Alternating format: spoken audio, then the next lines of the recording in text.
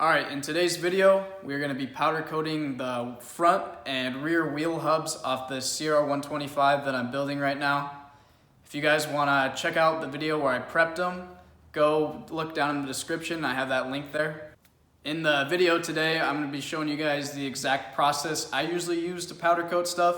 I've done a lot of parts like this and they've came out really good without using expensive equipment. So stay tuned and watch the video, and you'll definitely want to see how these wheel hubs turned out at the end. Also, if you guys entered the giveaway in the last video, I put the winner's Instagram down in the description. So if you want to see if you won, go check out the description. Alright, let's jump right into it. Really quick here, I'm going to pull the bearings out of the front and rear wheel hubs. To do this, I'm going to use these blind bearing pullers here from Tusk.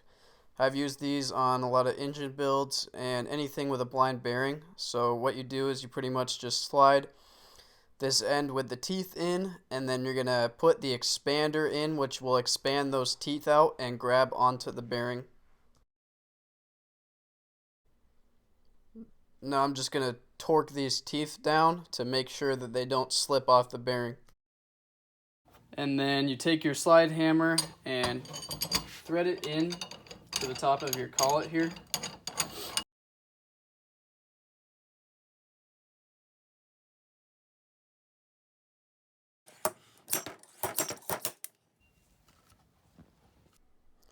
Okay, now that I remove both the bearings and the collar out of that side, I can head over to the sprocket side.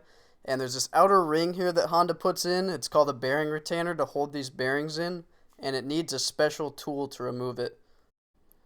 This tool I picked up from my local Honda dealer, but I know they have them on Rocky Mountain ATVMC as well. And it just fits into the little divots in that outer ring, and I'll just take it right off real easy.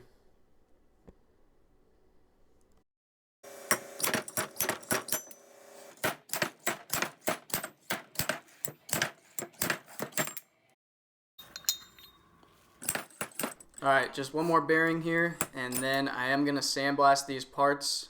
This is just a medium-sized sandblaster here that I picked up locally for around 500 bucks, but you don't really even need to sandblast these. If you followed my last video on paint prepping these guys, which I have down in the description for you, I show you how to do it without any special tools like sandblasting or anything like that. But I still prefer to do it anyways, just to give something extra to for the paint to adhere to.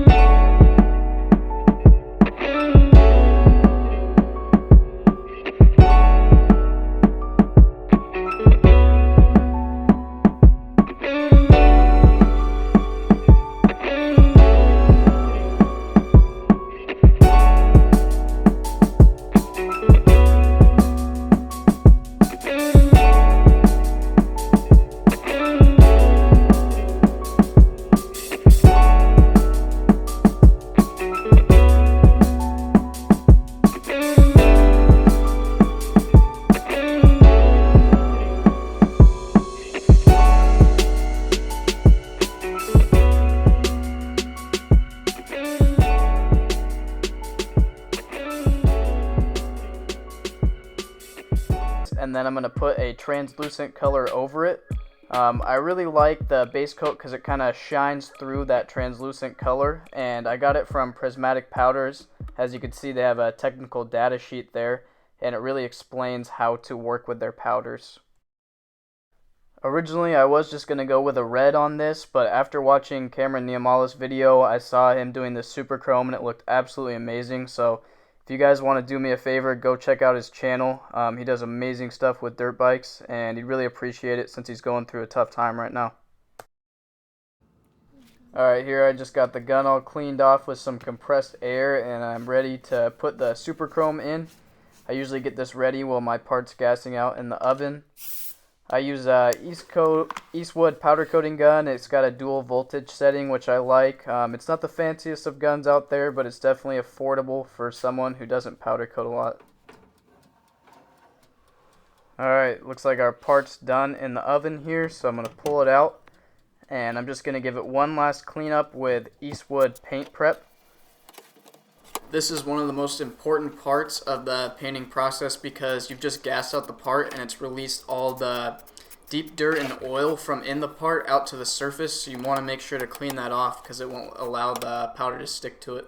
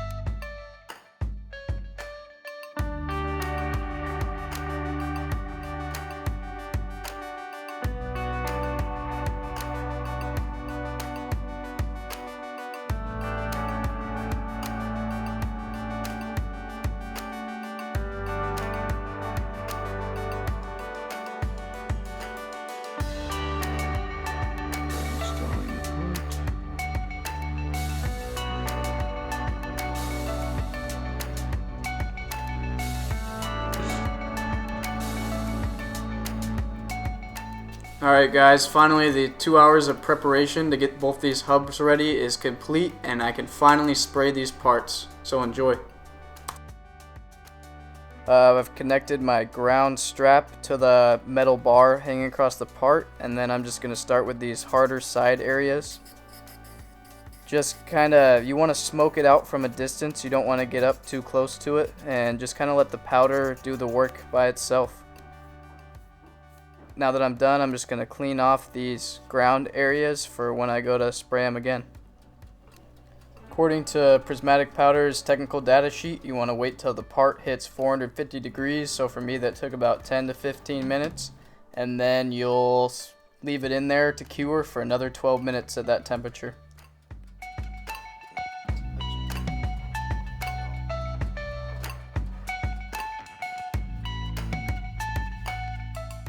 Okay, now that we got this shiny chrome look, I'm just going to wait till it cools down to 150 degrees and hit it again with some red powder.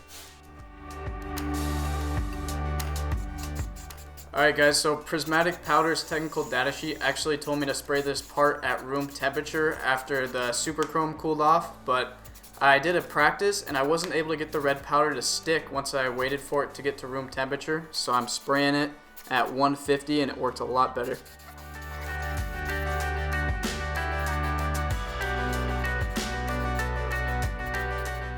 Now that the part's completely coated in red powder, I'm going to put it into the oven until it reaches 400 degrees and then another 10 minutes.